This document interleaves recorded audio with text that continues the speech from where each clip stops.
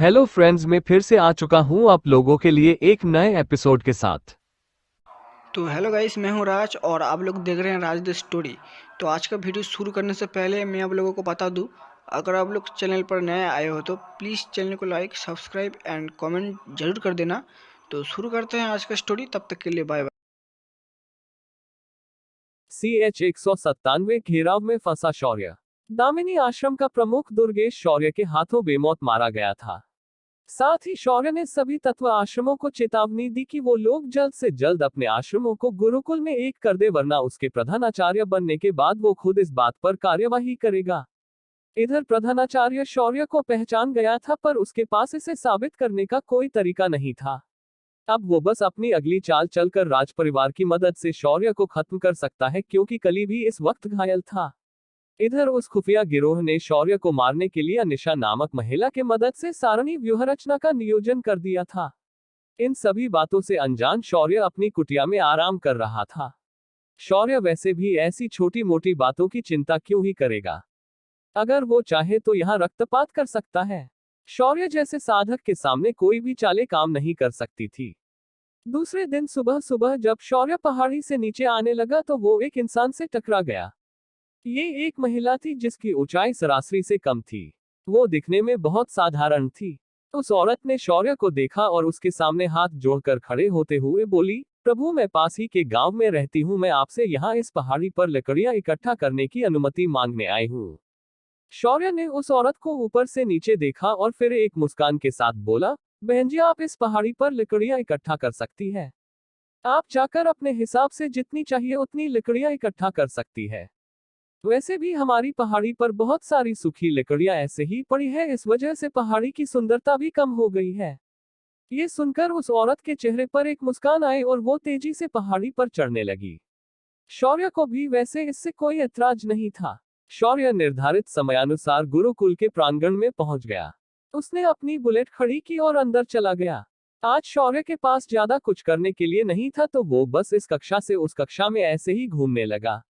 इधर शौर्य के जाते ही उस औरत ने मुंह में एक उंगली दबाकर जोर से सीटी बजाए और अनगिनत काले साए वहां आ गए। उन सभी ने काले कपड़े पहने थे और वो सब लोग दिखने में बड़े ही खूंखार लग रहे थे। इस औरत ने सबसे पहले दो लोगों को साथ लिया और पहाड़ी के चारों ओर चक्कर लगाते हुए एक निश्चित अंतराल के बाद वह अपने हाथों से जमीन पर एक आध्यात्मिक पत्थर रख रही थी। उसने कुछ ही देर में पहाड़ी की चारों ओर उन पत्थरों को रख दिया। पत्थर रखने के बाद उसने अपने साथ आए आदमियों को देखा तो उन्होंने उसका इशारा समझा और चार बड़े लकड़ी के बने बर्तन लाए, जिनके अंदर लाल रंग का खून था। ये खून दिव्य जानवरों का था। उस औरत ने चार जगहों को चिन्हित किया और उस खून को उन जगहों पर गड्ढा बनाकर गाड़ा गया। उसके बाद उस औरत ने प्रवेश द्वार के सामने खड़े होकर कुछ मंत्र बोले और तभी चार जानवरों की आवाजें सुनाई दी और पूरे पहाड़ी के चारों ओर एक कवच जैसा आवरण बन गया। ये सारणी की रचना थी और इसे चतुर्थ राक्षस आवाहन सारणी कहते थे। उसके बाद उस औरत ने अपनी हाथों से कई सारी मुद्राएं बनाए और वहां मौजूद लोगों के शरीर पर लाल रंग की आभा प्रकट हो गई। वो सभी लोग अब इस सारणी के अंदर बिना किसी रुकावट के आ और जा सकते थे। शौर्य इन सभी बातों से अनजान था, मगर नागशिखा इसे पहाड़ी की चोटी से ध्यान से देख रही थी।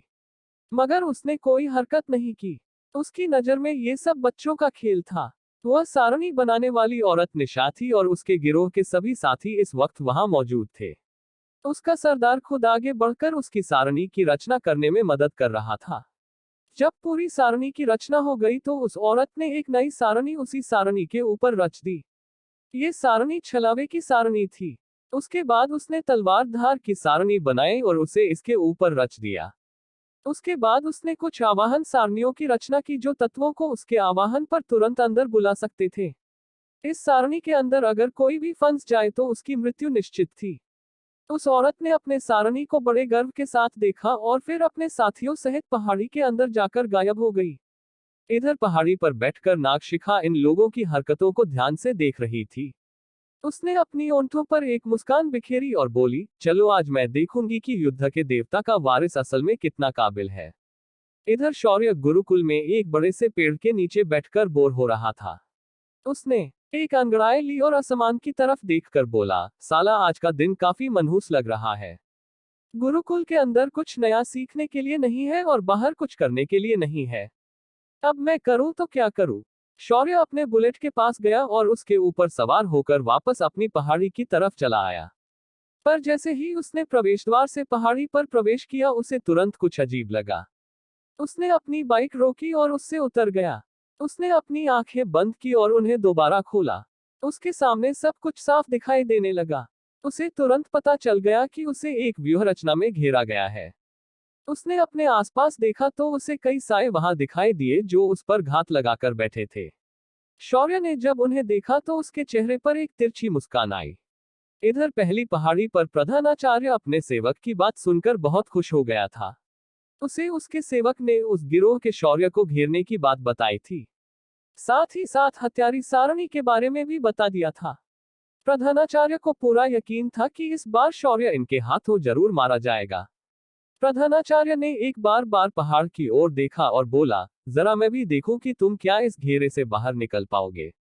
इसके अंदर अगर मैं भी फंस जाता हूं तो मेरी मृत्यु निश्चित है और तुम तो अभी बच्चे हो। भले तुम्हारे पास वज्र युष्टि है पर तुम इनके सामने जीवित नहीं बच पाओगे। इतना कहकर एक शैतानी हंसी के साथ प्रधानाचार्य मुड़कर अपनी कुर्सी पर बैठ गया। इधर शौर्य ने भी तुरंत अपने हाथों की मुद्राएं बनाई और पहाड़ी के चारों ओर उन्हीं पत्थरों का उपयोग करके एक ताकतवर बैरियर बना दिया। शौर्य ने रक्त सम्राज्ञी को बाहर निकाला और उससे बोला, तुम्हारे लिए आज खास आयोजन किया है। आज तुम्हें संत स्तर के साधकों का लाइफ एसेंस मिलेगा तो आज जी भर के इसका आनंद लो। शौर्य की बात सुनकर तलवार रूपी रक्त सम्राज्ञी खुशी से शौर्य के चारों ओर मंडरा लगी और नाचने लगी। शौर्य ने फिर एक बार सभी को देखा और आगे चलने लगा। वहीं पर छुपकर निशा शौर्य की हरकतों को देख रही थी मगर उसे पूरा यकीन था कि शौर्य को कुछ अजीब लगा है, इसीलिए उसने अपनी तलवार निकाली है। शौर्य पहाड़ी के जब बीचों बीच पहुंचा तो वह रुक गया क्योंकि उसे आने वाले हमले का एहसास हो चुका था। शौर्य ने देखा कि एक नाग उसकी तरफ अपना मुंह खोले झपट रहा है। शौर्य ने तुरंत अपनी तलवार से उस नाग पर हमला कर दिया। शौर्य के एक ही वार में वह नाग नष्ट हो गया। शौर्य ने देखा कि ये नाग कोई असली नाग नहीं था बल्कि वो बस एक छलावा था। तभी शौर्य को तेज आंधी और गर्म अग्नि का एहसास हुआ। जब उसने देखा तो पाया कि एक बाघ उसकी ओर बढ़ रहा है और ऊपर आसमान में एक आग में लिपटा हुआ पक्षी उसे देख रहा है। शौर्य ने तुरंत हरकत करते हुए उस बाघ पर अपनी तलवार चला दी और उस बाघ को एक ही झटके में खत्म कर दिया। उसके बाद उसने जमीन पर अपना पैर पटक दिया और एक बर्फ का स्तंभ जमीन से भर आया और सीधा उस आसमान में उड़ रहे पंछी के पेट में धंस गया। शौर्य ने तुरंत उस स्तंभ की मदद से आसमान में जाकर उस पक्षी का सिर उड़ा दिया और वो जैसे ही जमीन की तरफ आने लगा पानी का एक तेज फुव्वारा उसे आकर लग गया और वो उड़कर नीचे गिर गया। शौर्य ने देखा कि उसके एक विशालकाय कछुआ खड़ा था। शौर्य ने अपनी तलवार को सीधा पकड़ लिया और उस कछुए की तरफ हमला करने के लिए चला गया। उस कछुए ने खुद के शरीर को अपनी खोल के अंदर ढक लिया और शौर्य का वार उस खोल पर जाकर लग गया। शौर्य का वार लगते ही एक तनत्कार की आवाज हुई और हाथ में पकड़ी रक्त सम्राज्ञी झंझना उठी। शौर्य तुरंत पीछे उछल गया और उसने अपनी उंगली को तलवार की धार पर फेरा और तलवार से एक ध्वनि निकली मानो तलवार दहाड़ मार रही हो। उसके साथ तलवार की ताकत और अधिक बढ़ गई थी। इस वक्त तलवार से रक्त आभा निकलने लगी। रक्त सम्राज्ञी बहुत ज्यादा गुस्से में थी। शौर्य ने अपनी तलवार को हवा में गोल घुमाया और आसमान में उछल गया। उसने अपनी दिशा कछुए की तरफ की और पूरी ताकत के साथ उस खोल पर शौर्य ने वार कर दिया। वार की वजह एक जोरदार धमाका हो गया और पहाड़ी की धूल चारों तरफ उड़ गई। वहां घात लगाकर बैठे लोगों ने तुरंत अपने अपने हथियार बाहर निकाल लिए और ध्यान से धूल के अंदर देखने लगे। जब धूल साफ हुई तो शौर्य के सामने दो टुकड़ों में बंटा कछुआ पड़ा हुआ था। इधर शौर्य के कछुए को खत्म करते ही निशा ने अपनी उंगलियों से अजीब सी मुद्रा बनाई और अपने दोनों हाथों को जमीन पर मार दिया। एक अदृश्य हमला शौर्य की ओर बढ़ा और शौर्य के शरीर पर आकर लग गया। शौर्य के कपड़े वहां फैट गए पर उसके शरीर पर कोई चोट नहीं आई। पर निशा के लिए ये तो बस एक शुरुआत थी। अगले ही पल ऐसी हजारों तलवार धारे आसमान से शौर्य की ओर बढ़ गई और उसके शरीर पर एक के बाद एक धमाके से गिरने लगी। कुछ ही पलों में शौर्य के आसपास की जगह धूल से घिर गई। जब धूल हटी तो सभी को एक साया वाहन खड़ा दिखा और उसका शरीर सुनहरे रंग से चमकता हुआ दिखाई देने लगा। उस साए के कान में कुंडल थी और वो हरे रंग से चमकने लगे थे। धूल छटने के बाद सभी ने शौर्य को ज्यों का त्यों देखा, लेकिन अब उसके शरीर पर कपड़े नहीं थे पर एक मोटा सुनहरा कवच दिख रहा था। शौर्य ने सभी ओर ध्यान से देखा पर कोई भी आदमी अभी भी सामने कर उस पर हमला नहीं कर रहा था। निशा के माथे पर बल पड़ गए थे। उसने इस बात की उम्मीद नहीं की थी। उसने फिर एक बार कुछ मुद्राएं बनाई और एक बार फिर शौर्य पर हमला कर दिया। साथ ही उसने छलावा सारणी को भी सक्रिय कर दिया, जिस वजह से शौर्य के पैरों के नीचे की जमीन अचानक गर्म लावे में बदल गई। शौर्य को ऐसा लगने लगा कि वह अगर इसके अंदर गिर गया तो उसके अंग का कोई भी हिस्सा नहीं बचने वाला था। शौर्य ने तुरंत अपनी जगह बदल ली। तभी सिस्टम बोली, होस्ट ये सिर्फ एक ब्रह्मजाल है। इसने तुम्हारी चेतना पर हमला किया है। इससे तुरंत बाहर निकलो। शौर्य ने सिस्टम के कहे मुताबिक अपनी आंखें बंद की और एक बार फिर दिव्य दृष्टि को सक्रिय कर दिया। दिव्य दृष्टि के सक्रिय होते ही उसने देखा कि हवा में चारों तरफ एक जहरीली गंध फैली हुई है। शौर्य ने तुरंत अपनी सांसें रोक ली क्योंकि उसे इस जहर से खतरे का आभास हो रहा था। शौर्य ने सांसें रोकी और चारों तरफ देखने लगा। घात लगाकर बैठे लोग शौर्य को ध्यान से देख रहे थे। वो अभी निशा के इशारे का इंतजार कर रहे थे, पर इस वक्त निशा बेहद कमजोर महसूस कर रही थी। उसने अपनी पूरी ताकत लगा दी थी, फिर भी शौर्य को उसने एक खरोंच भी नहीं मारी थी। निशा की सारी मेहनत पानी हो गई थी। निशा का उतरा हुआ चेहरा देखकर सरदार समझ गया कि निशा शौर्य के सामने हार चुकी है। पर सरदार को लगा कि शौर्य को थकाने के लिए इतना काफी है, तो उसने अपने आदमियों को तैयार होने के लिए इशारा कर दिया। सभी लोग जो अब तक घात लगाकर बैठे थे अपने हथियार लेकर बाहर आने लगे। शौर्य जो इतनी देर से सामने होने वाली हर उस हरकत को देख रहा था, वो मुस्कुराया और अपनी जगह पर खड़े होकर सामने से उसकी तरफ बढ़ रहे दुश्मनों को देखने लगा। उसने पानी तलवार को उनकी तरफ किया और बोला, तो क्या हुआ, थक गए क्या इंतजार करते करते जो अब बाहर निकल आए हो? फिर उसने निशा को देखा और बोला, सुबह तो तुम बड़ी गरीब और मासूम दिख रही थी, पर मुझे पता नहीं था कि तुम एक सारणी रचनाकार भी हो सकती हो। चलो कोई बात नहीं, तुम्हारी मेहनत भी इतनी बर्बाद नहीं हुई, उससे मेरा वार्म अप तो हो ही गया है। इतने सारे लोगों को मारने के लिए शरीर रेडी होना चाहिए और तुमने मेरा काम आसान कर दिया है। ऐसा कहते ही शौर्य अगले ही पल निशा के बगल में आ गया और उसने निशा को गर्दन को जकड़ लिया। शौर्य ने उसके बाद निशा को हवा में उठा दिया और सभी के आंखों के सामने काले रंग की आग ने निशा को घेर लिया और दर्दनाक चीखों के साथ निशा का शरीर राख में बदल गया। बाकी लोग इस नजारे को देखकर दंग रह गए थे।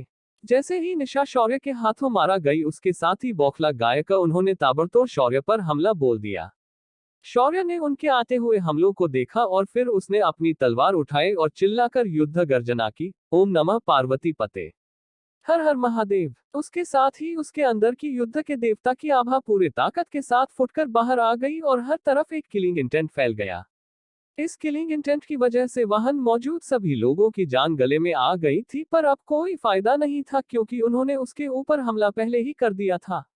शौर्य अपनी जगह से हवा में उछल गया और सामने से आ रहे दुश्मनों पर कहर बनकर टूट पड़ा। उसके हाथ की रक्त सम्रागी उसके हाथ में बिजली की तरह नाच रही थी और कुछ ही पलों में वहां शीशों का अंबार लग गया था। शौर्य ने वहां खून का पाट बहा दिया था। जमीन पर हर तरफ सिरकाटी लाशें दिखाई दे रही थी। उस गिरोह का सरदार अपनी जगह पर जम गया था। पलक झपकते ही उसके 200 से ज्यादा आदमी खत्म हो गए। उसे अब अपने निर्णय पर पश्चाताप हो रहा था, पर क्या करे, वो शौर्य के खिलाफ बहुत आगे बढ़ चुका था और अब उसकी मौत कन्फर्म हो चुकी थी। शौर्य ने उसके पास आकर उसके गर्दन पर अपनी तलवार रखी और उसकी आंखों में देखते हुए बोला, अब तेरा क्या होगा कालिया। सरदार जमीन पर बैठ गया और शौर्य के पांव पकड़ने लगा, पर शौर्य पर इसका कोई असर नहीं हुआ और उसने उसके झुके हुए सिर में ऊपर से तलवार घुसेड़ दी। उसके ऐसा करते ही शौर्य के पैर खून में सन गए। शौर्य ने आसमान की तरफ देखा और बोला, ब्रह्मदेवा, ऐसा नहीं है कि हर बरसी के पीछे कली है। कुछ इंसान तो कली से भी बुरे जन्म से ही होते हैं। शौर्य के इस नरसंहार के बाद क्या करेगा प्रधानाचार्य? क्या करेगा शौर्य इन लाशों का? क्या वो इसका उपयोग प्रधानाचार्य को फंसाने के लिए करेगा? क्या होने वाला है आगे?